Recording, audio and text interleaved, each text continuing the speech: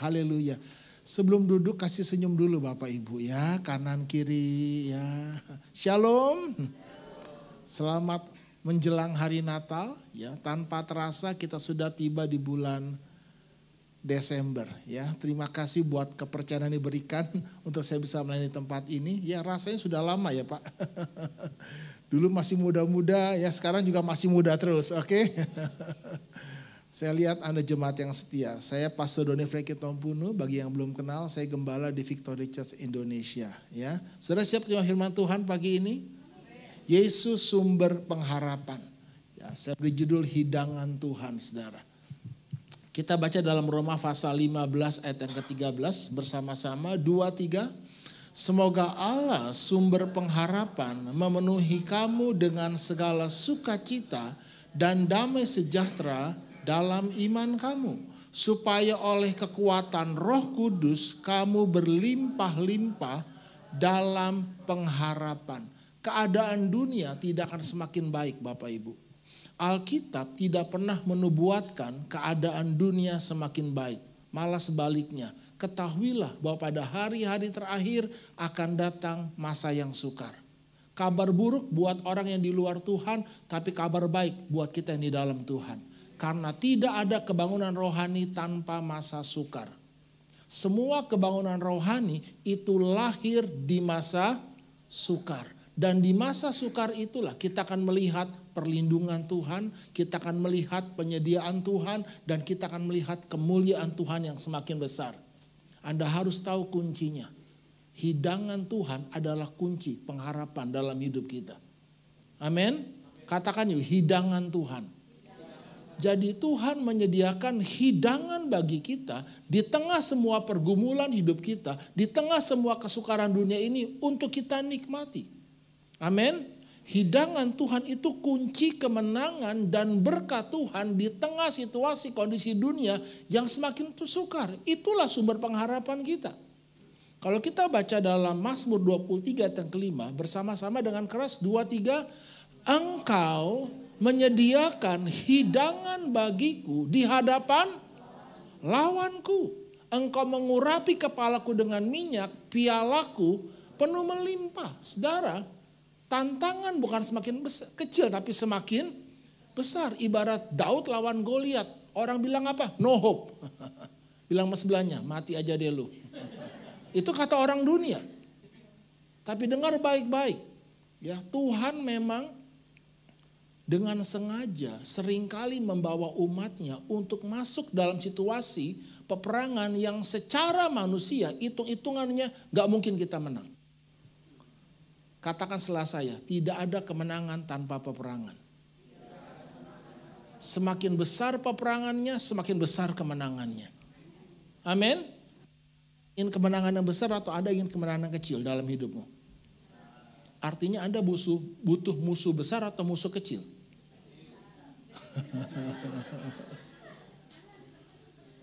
Itu namanya mencobai Tuhan Bapak Ibu. Itu namanya sesat. Ingin kemenangan besar, peperangannya kecil. Katakan yuk, Tuhan ingin memberi kita kemenangan yang besar. Jadi di balik semua masalah besar dunia ini ada kemenangan besar, ada kemuliaan. Apa kuncinya? Tangkap satu kata ini, hidangan Tuhan.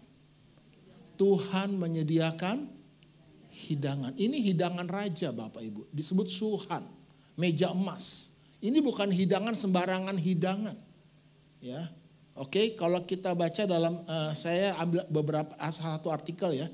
The inner meaning and message of sulhan. Jadi artinya di sini dikatakan makna dan pesan terdalam dari sulhan, meja emas. Itu hidangan Tuhan itu artinya meja emas ya. Saya baca artikelnya buat saudara. Apa simbolisme dari sulhan? Bagaimana kita mengalami sulhan dalam hidup kita hari ini? Menurut sulhan itulah yang membawa berkah rezeki ke meja seluruh dunia. Menurut Talmud, mahkota di sekitar sulhan adalah simbol kekayaan kerajaan yang pantas dan diterima Raja Daud. Bagaimana kita dapat memanfaatkan berkat-berkat ini dalam kehidupan kita? Itu yang saya mau sampaikan pada Bapak Ibu hari ini. Jangan takut masa sukar Bapak Ibu. Tuhan menyediakan hidangan bagi setiap kita di hadapan musuh-musuh kita. Katakan, Yesus adalah sumber pengharapanku. Ya. Tuhan menyediakan hidangan bagiku. Apakah artinya? Artinya gini Bapak Ibu, siapa kita? Who am I? Bayangkan kalau misalnya Presiden Jokowi menyediakan hidangan bagi Anda dan saya. Anda jemaat di tempat ini diundang untuk makan sehidangan dengan Presiden Jokowi. Artinya apa? Anda penting. Setuju Bapak Ibu? Renungkan kata ini. Tuhan menyediakan hidangan bagiku. Siapa yang menyediakan hidangan? Tuhan, pemilik semesta alam ini. Tuhan menyediakan hidangan bagiku. Who am I, Lord? Nah, kita lihat dari kisah Mephiboset, Bapak Ibu. Mephiboset itu gak ada lagi harapan. No hope buat Mephiboset. Kita tahu siapa Mephiboset? Dia anak Yonatan. Cucunya Saul.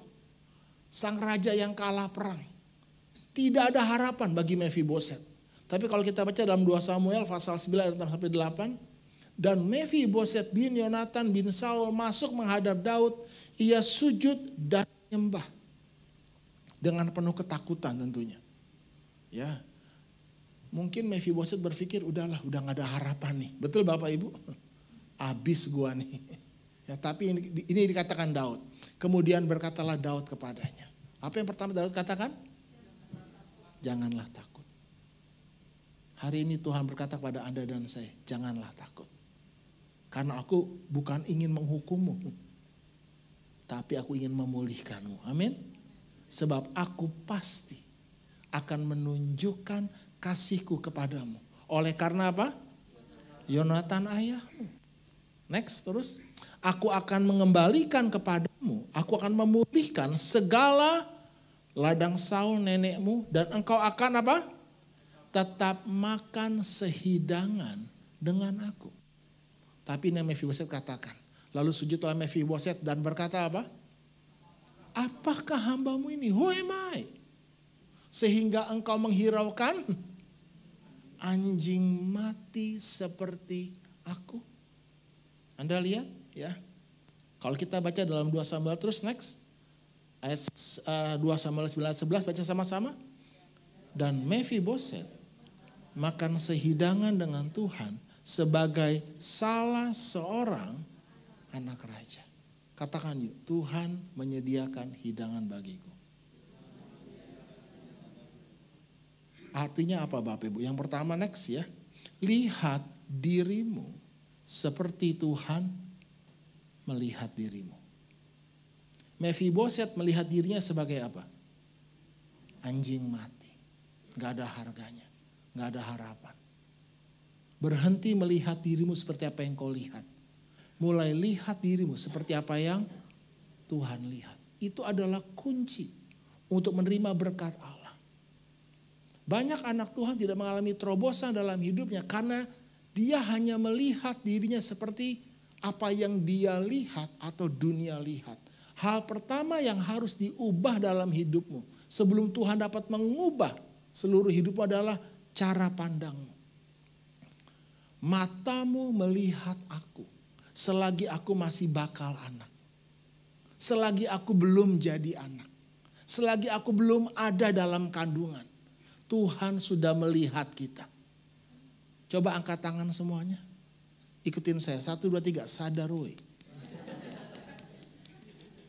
Katakan setelah saya. Sebelum saya ada dalam kandungan. Tuhan sudah melihat saya. Sebelum saya ada dalam kandungan. Saya ada di hati dan pikirannya Tuhan. Jadi kalau saya tanya kepada Anda, siapakah Anda yang sebenarnya? Anda bukanlah apa yang Anda lihat atau pikirkan. Anda bukanlah apa yang orang tuamu lihat atau pikirkan. Anda adalah apa yang Tuhan lihat dan pikirkan. Karena itu, pikirkan apa yang Tuhan pikirkan. Tapi selama ini, engkau memikirkan pikirannya siapa? Aduh pastor, sampai mati. Saya tidak pernah lupa apa yang dia katakan tentang saya dan keluarga. Perkataan orang yang menyakitkan Anda ingat, sampai mati. Lah perkataan Tuhan. Saya mau tanya pada Anda hari ini, tahukah Anda siapa Anda di mata Tuhan? Pernahkah Anda memikirkan apa yang Tuhan katakan atau pikirkan tentang Anda sebelum Anda ada? Dan dalam kitabmu semuanya tertulis. Hari-hari yang akan dibentuk sebelum ada satupun daripadanya. Tapi banyak anak Tuhan tidak bisa menggenapi rencana Tuhan dalam hidupnya. Karena apa?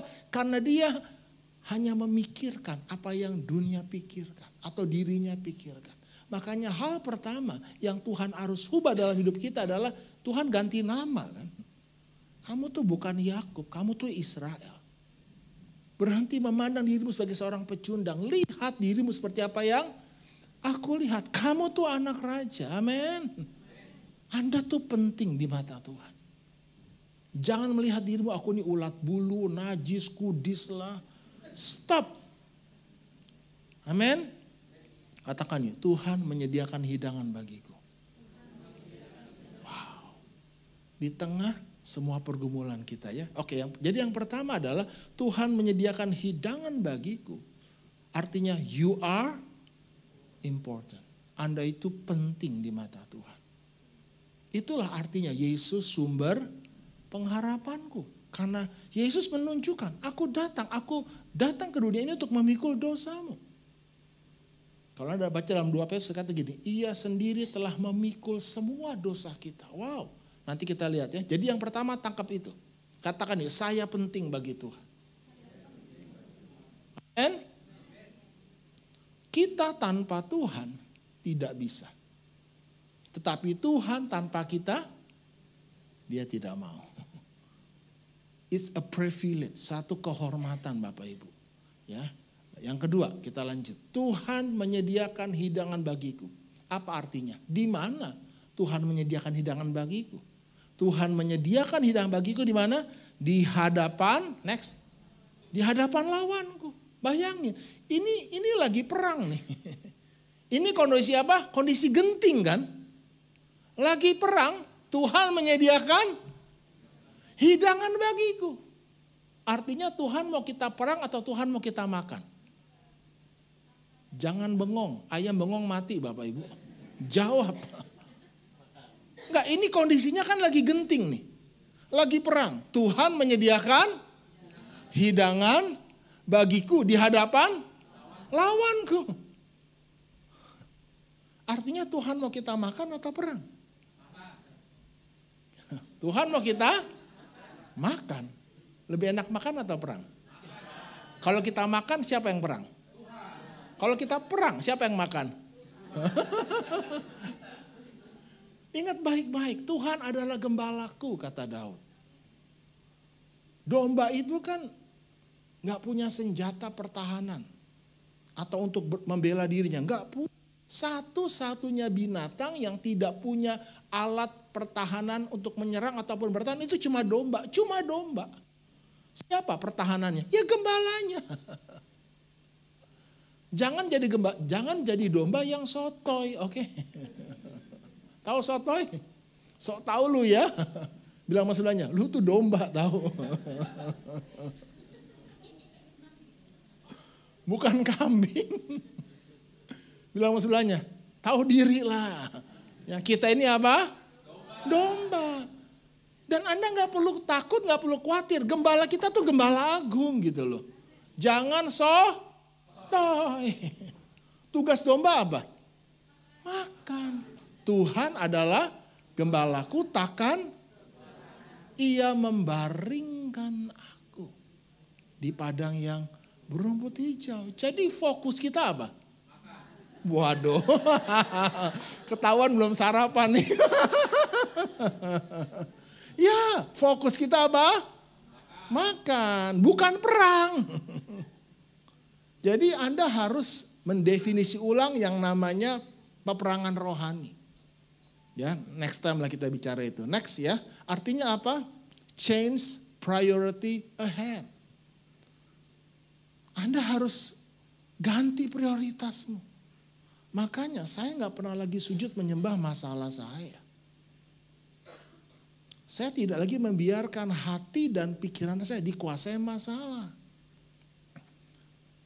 Hanya Tuhan dan firman-Nya yang layak untuk menguasai hati dan pikiran saya.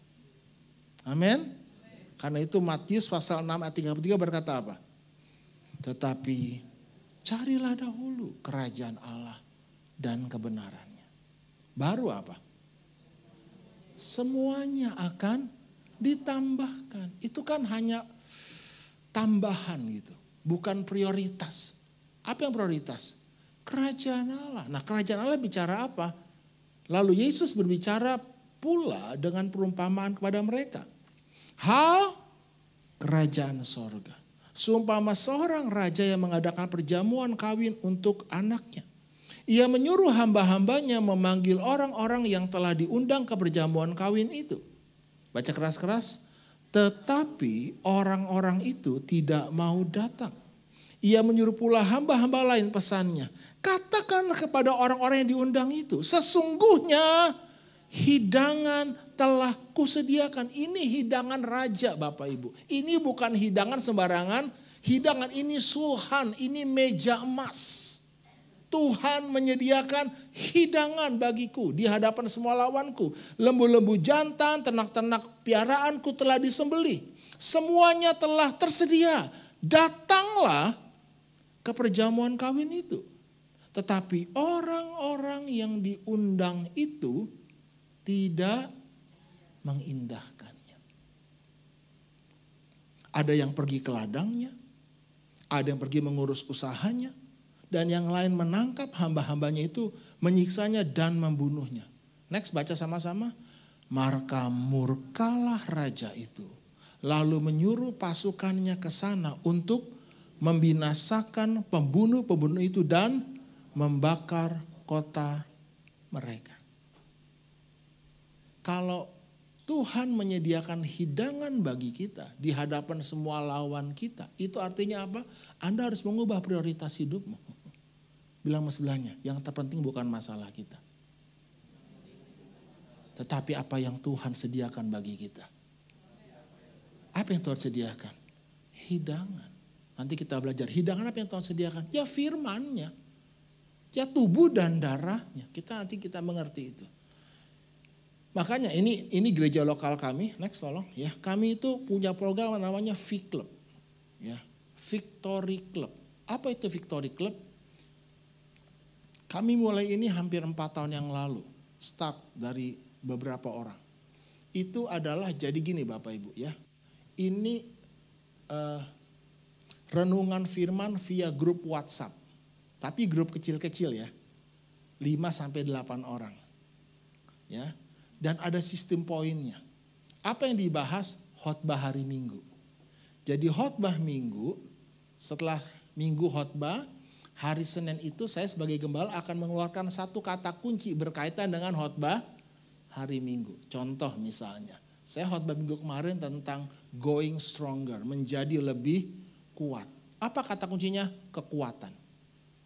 Dari satu kata itu cari satu ayat yang ada kata kekuatan, lalu buat renungan dari situ. Ini hidangan Tuhan. Jadi dari ini disebut makanan keras. Yang Anda terima hari ini susu. Udah jadi kan, kayak bayi itu udah jadi. Anda tinggal mangap. Siapa yang ngelola? Ya saya yang kelola.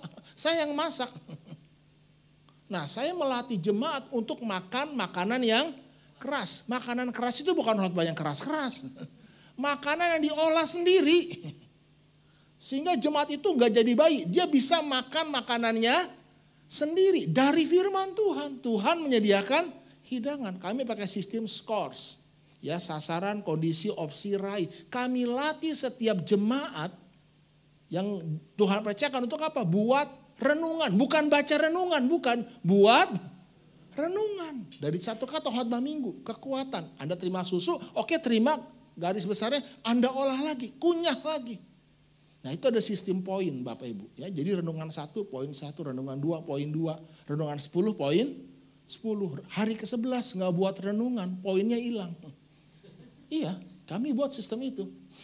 Ya. Lalu ya nextnya apa? Dia mesti lanjut. Renungan 12 poinnya 1. Kalau dia bolong 3 kali dalam 1 bulan, dia kick out, ditendang dari grup. Tapi itu semua ada aturan main. Dia mengundurkan diri. Ya, untuk masuk grup V Club pun 14 hari. Prosesnya cukup panjang. Tapi poinnya begini. Jangan anggap remeh firman Tuhan. Ya kalau Anda lihat poin saya pernah bolong juga. Hampir di kick out juga. Gembalanya loh. Mesti belajar jujur, buat renungan. Ya Anda tahu hari ini ya. Jadi kalau begitu Anda sudah nggak buat renungan sekali, hilang poin itu langsung ada warning kan. Ya. Nah, ada titik aman 100 poin lah.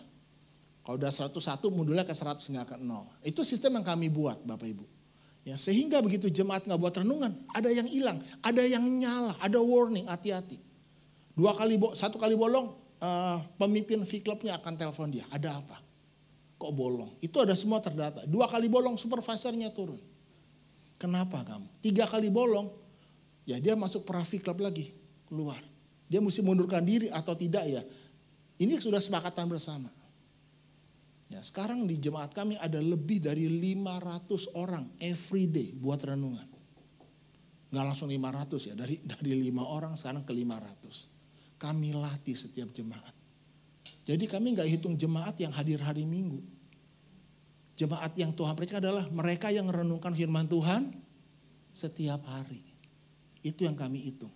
Jadi kalau Anda mau ikut kelas pembinaan kami, kalau kelas dasar free, nggak pakai poin. Begitu masuk kelas, ada VLT, di situ ada VLT Foundation free. VLT identitas diri, itu mesti 30 poin. Minimum 30 hari yuk renungan firman. Kalau masuk yang lebih tinggi lagi 4K, itu 200 poin. Ya, jadi kami melatih. Nah itu hidangan, amin. Makanya di tengah masa sukar kami ngalami revival Bapak Ibu. Sekarang ya kami bukannya bangga, malah bersyukur gitu. Anda cari gereja besar manapun, ada nggak jemaatnya yang terpantau every day buat renungan firman? Kami bisa jamin itu, karena data kami lengkap. Jadi kami nggak mengentertain jemaat, kami kasih makan. Jadi mereka bisa buat renungan, bahkan semua bisa khotbah. Karena udah terbiasa buat renungan, sharing firman semua bisa Bapak Ibu. Amin. Lalu kami ada Victory Morning Prayer, VMP. Ya, setiap Senin sampai Sabtu. Saya bawa renungan salib di situ. Ini hidangan. Lalu khotbah hari Minggu diulang lagi Senin sampai Sabtu 15 menit. Lalu ada kelompok kecil lagi breakout room. Ini Zoom bukan YouTube. Dan rata-rata Senin sampai Sabtu itu 500 orang jemaat juga lebih. Jadi itulah jemaat. Kami nggak hitung jemaat yang hadir hari Minggu. Kalau Anda hanya datang seminggu sekali, saya mau tanya, Anda ingat gak khotbah 2 minggu lalu? Ingat yang khotbah aja susah, apalagi yang dikhotbahin kan? Halo? Artinya gini Bapak Ibu, ini ceritanya bakal panjang nih. Pembicara sehebat apapun, khotbah sebagus apapun Anda dengar, itu tidak ada efeknya sama sekali dalam hidupmu. Karena apa? Ingat aja enggak. Makanya jemaat kami ngalami terobosan Bapak Ibu. Itu kalau lihat Instagram gereja kami Victory Church Indonesia, monggo lah dilihat. Itu isinya kesaksian semua. Itu mujizat every day. Yang matanya disuntik itu kemarin kanker aja sembuh total Bapak Ibu, sampai dokternya bingung, yang ginjalnya udah cuci darah segala macam sembuh total, sampai dokternya bingung, kamu makan apa? Makan firman. Katakan ya, Tuhan menyediakan hidangan bagiku. Ya, hampir 2 tahun ini saya tiap hari bangun jam 3.30 pagi. Kenapa? Pimpin doa. Every day, Senin sampai Sabtu. Tadi pun bangun jam 3.30, udah kebiasaan Bapak Ibu. Ya, oke? Ya, Anda mengerti itu? Next, yang ketiga. Tuhan menyediakan hidangan bagi dari depan lawan. Artinya apa? Focus on your priority. Jangan nyambi gitu loh. Tuhan menyediakan hidangan bagiku. Next, gambarnya misalnya. Ya, coba bayangin ya, Jokowi menyediakan hidangan, Anda gak ngobrol sama Jokowi, malah sibuk. Mending foto-foto ya. Ya gak perhatiin sama sekali sama hidangannya. Ada fokus, texting, ya lihat sosmed gitu ya. Ini hidangan raja gitu. Anda jangan main-main, ini bukan hidangan kayak warteg atau Anda makan di Lapo, bukan. Ini hidangan raja. Jadi kalau Anda nggak menghargai Tuhan, jangan harap Tuhan menghargai Anda loh. Halo? Ya, next ya. Jadi artinya apa? Fokus pada hidangan Tuhan. Katakan hidangan Tuhan. Apa itu hidangan Tuhan? Yang pertama tubuh dan darahnya. Sebab daging adalah benar-benar makanan dan darahku adalah benar-benar minuman. Ibrani 12 ayat 3 dikatakan, ingatlah selalu akan Dia yang tekun menanggung bantahan yang sehebat itu terhadap diri pihak orang-orang berdosa. Apa tujuannya? Supaya jangan kamu menjadi lemah dan putus asa. Katakan setelah saya, supaya saya jangan menjadi lemah dan putus asa. Ingatlah selalu akan Dia. Apakah itu? Perjamuan kudus. Perbuatlah ini menjadi suatu peringatan akan aku. Kenapa Anda lemah? Kenapa Anda putus asa? Kehilangan harapan. Simple. Karena Anda tidak makan hidangan yang Tuhan sediakan bagimu. Engkau tidak pernah mengingat apa yang Tuhan perbuat bagimu di kayu salib. Ya, saya nggak tahu buat saudara gimana praktiknya. Tapi buat kami, itu di doa pagi tiap hari. Renungan salib. Saya bawa sendiri, live. Ya, Anda fokus kepada apa yang Tuhan telah perbuat bagimu di kayu salib. Itu rahasia kunci kemenangan. Ia sendiri telah memikul dosa kita di dalam tubuhnya di kayu salib. Supaya kita hidup untuk kebenaran. Oleh bilur-bilurnya kamu telah sembuh. Bukan akan, bukan sedang. Ya. Katakan yuk, tubuh dan darahnya. Ya, Tuhan sudah pikul dosa kita Bapak Ibu. Siapa yang pikul dosa kita? Jadi jangan lagi melihat dirimu sebagai orang berdosa. Saya ini orang benar. Saya suci, saya kudus tanpa dosa. Kenapa? Karena Tuhan yang sudah pikul semua dosa. Saya kudus, saya benar bukan karena perbuatan saya untuk Tuhan. Saya kudus, saya benar karena perbuatan Tuhan untuk saya di kayu salib. Saya hidup benar bukan supaya jadi orang benar. Saya hidup benar karena saya orang benar. Amin. Itu cara berpikirnya harus benar. Jadi kenapa Anda lemah? Simple. Karena cara berpikirmu salah. Engkau tidak berpikir seperti apa yang Tuhan pikirkan. Oke? Yang kedua apa? Perkataannya. Tetapi Yesus menjawab, ada tertulis, manusia hidup bukan dari roti saja, tetapi dari setiap firman yang keluar dari mulut Allah. Katakan setelah saya dirancang untuk hidup dari apa yang Tuhan katakan. Lebih dari apa yang saya makan. Amin. Manusia hidup bukan dari roti saja. Itu makanan jasmani kan. Apa yang masuk ke dalam mulut kita itu larinya ke jamban Bapak Ibu. Tetapi yang menajiskan hidup kita, yang melemahkan hidup kita, yang membuat tubuh kita sakit bukan apa yang masuk ke dalam mulut, tetapi apa yang keluar dari mulut kita. Sebab mati dan hidup ditentukan oleh lidah. Siapa suka menggemakannya akan memakan buahnya. Nah, perkataan siapa yang Anda gemakan? Selama Anda terus menggemakan perkataan dunia ini, sakit, lemah, COVID, makan tuh perkataan kematian. Saya tidak pernah mau mengatakan perkataan-perkataan yang masalah saya katakan. Saya hanya mengatakan apa yang Tuhan katakan tentang masalah saya. Bukan apa yang masalah saya katakan tentang Tuhan. Nah itu mesti latihan Bapak Ibu. Yang kesukaannya ialah Taurat Tuhan. Kata kesukaan itu kaitannya dengan makanan. Kaitannya dengan makanan, bukan dengan yang lain. Jadi kalau Anda tanya sama saya gini, pastor sukanya apa? Makan firman. Sumber hidup saya beda Bapak Ibu. Ya, waktu saya terbatas Bapak Ibu. Next time lah ya. Katakan yuk, saya dirancang Tuhan untuk hidup dari apa yang Tuhan katakan. Tapi masalahnya saudara gak menghargai perkataan Tuhan kan. Anda lebih menghargai perkataan dokter daripada perkataan Tuhan toh. Perkataan dokter Anda aminkan toh. Perkataan hasil lab Anda aminkan kan. Mana yang lebih tinggi, perkataan Tuhan atau perkataan dokter? Sekarang gini loh, ya saya kasih gambarannya. Saya tidak anti dokter, tidak dosa ya Anda ke dokter makan obat, tidak dosa. Tapi sumber kehidupan bukan obat, sumber kesembuhan bukan makanan, tapi perkataan Tuhan. Ini kan nggak nyambung di sini nih. Karena pikiran Anda tuh pikiran yang bersifat karnal, daging. Kalau Anda hidup menurut daging, Anda pasti mati. Saya mesti ngelatih jemaat nih untuk punya pola pikir yang baru. Hai anakku, perhatikanlah perkataanku, arahkanlah telingamu kepada ucapanku. Janganlah semuanya itu menjauh dari matamu, simpanlah semua perkataanku itu dalam lubuk hatimu. Maka semuanya itu akan menjadi kehidupan, kekuatan, pengharapan bagi mereka yang mendapatkannya. Dan apa? Kesembuhan bagi seluruh tubuh mereka. Wow. Tapi kenapa banyak anak Tuhan tidak hidup dari apa yang Tuhan katakan? Simple. Anda tidak dapat hidup dari apa yang Tuhan katakan kalau apa yang Tuhan katakan tidak hidup dalam diri Anda. Anda dengar perkataan Tuhan jatuhnya di pinggir jalan. Anda dengar perkataan Tuhan jatuhnya di batu-batu. Anda dengar perkataan Tuhan kalah sama kekhawatiran. Makanya Anda tidak dapat hidup dari apa yang Tuhan katakan. Simple. Mengapa? Karena apa yang Tuhan katakan tidak hidup dalam diri Anda. Perkataan dokter lebih hidup kan. Dokter bilang kanker, Anda langsung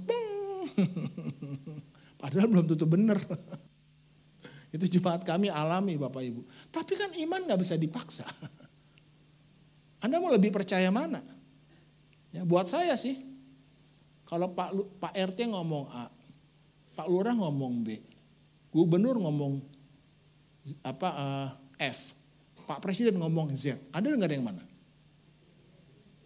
Wah, Anda nggak menghargai Pak Lurah ya. Otoritas lebih tinggi.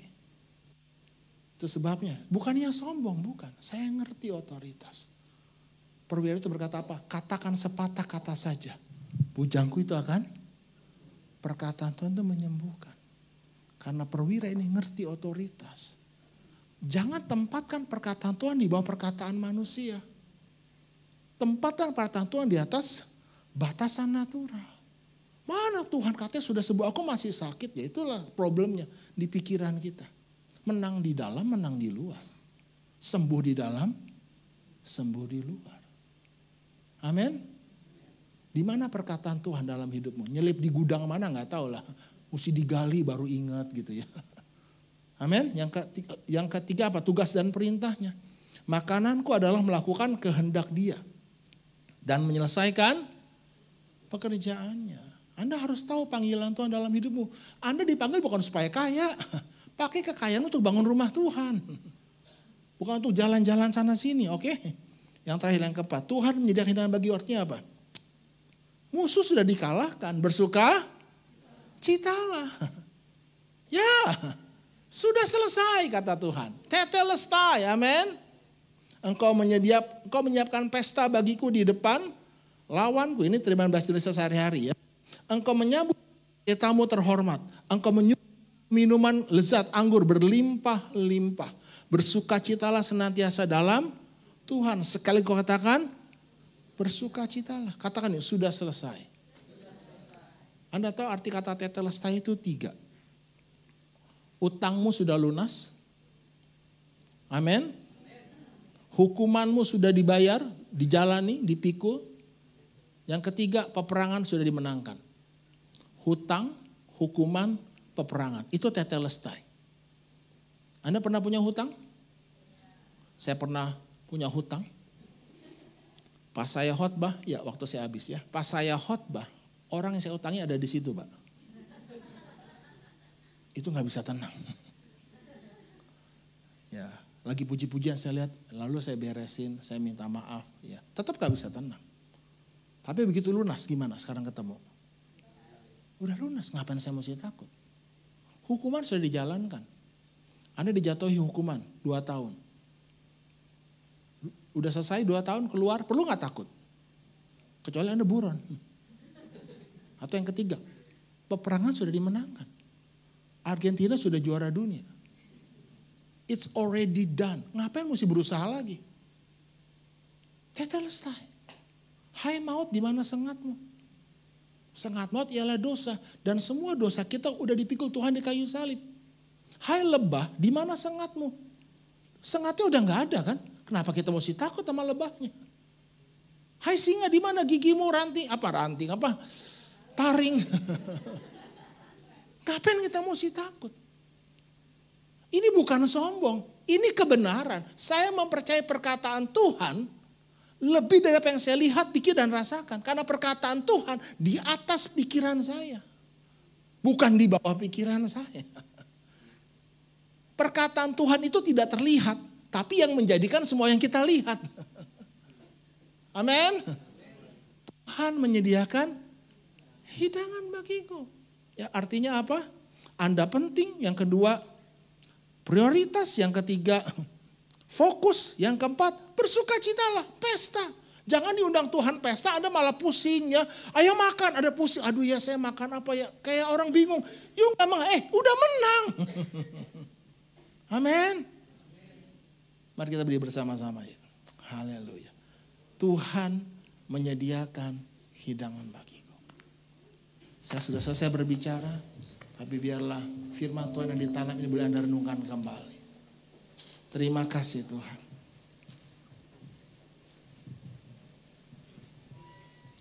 Hidupku menggenapi firman-Mu. Tanda mujizat. Kalau gitu. Tuhan Kau sempurna. Mari tutup mata saudara. Biarlah firman Tuhan yang Anda dengar pagi ini mencelikan mata hatimu. Anakku, aku menyediakan hidangan bagimu. Aku menyediakan hidanganku bagimu. Di hadapan semua lawanmu. Berhenti melihat dirimu lemah. Berhenti melihat dirimu kecil. Mataku telah melihatmu sebelum kau jadi anak. Engkau bukan apa yang kau pikirkan. Engkau adalah apa yang aku pikirkan. Pikirkan apa yang aku pikirkan tentang masalahmu. Hidupku menggenapi firman-Mu. Tanda mujizat sertai tiap langkahku. Kau bersamaku di dalamku, jadi bukti kebesaran-Mu. Hidupku menggenapi firman-Mu. Tanda mujizat sertai tiap langkahku. Kau bersamaku di dalamku, jadi bukti kebesaran-Mu. Ini yang keluar dari mulut kami. Tuhan, Engkau sempurna. Tuhan, Kau sempurna.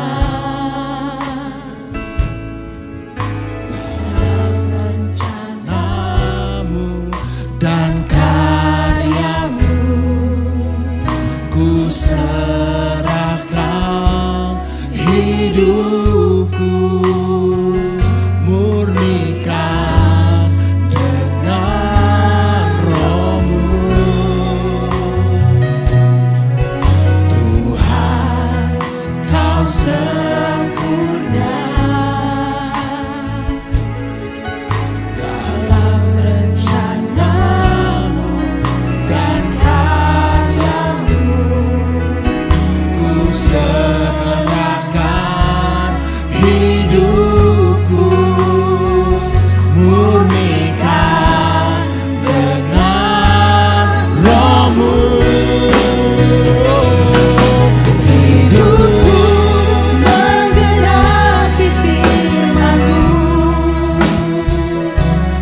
Tanda mujizat sertai tiap langkahku. Kau bersamaku di dalam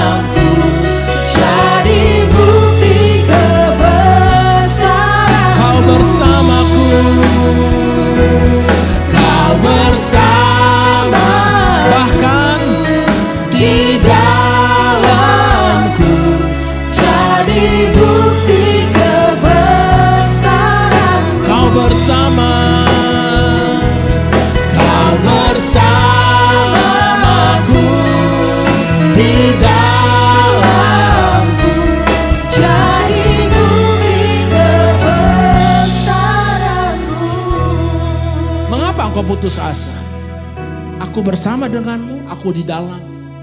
Keputusasaanmu itu penghinaan akan kehadiranku dalam hidupmu. Arahkan hatimu bukan kepada masalahmu. Arahkan hatimu kepada apa yang aku katakan. Bukan kepada apa yang masalahmu katakan. Amen. Hargai perkataanku lebih daripada masalahmu. Yes, Tuhan. Percayai perkataanku lebih dari apa yang kau lihat.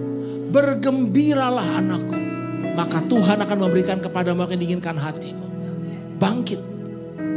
Bangkit anakku. Amen. Jadilah terang. Amen. Di dalam nama Tuhan Yesus Kristus. Setiap kita yang percaya, mari bersama-sama katakan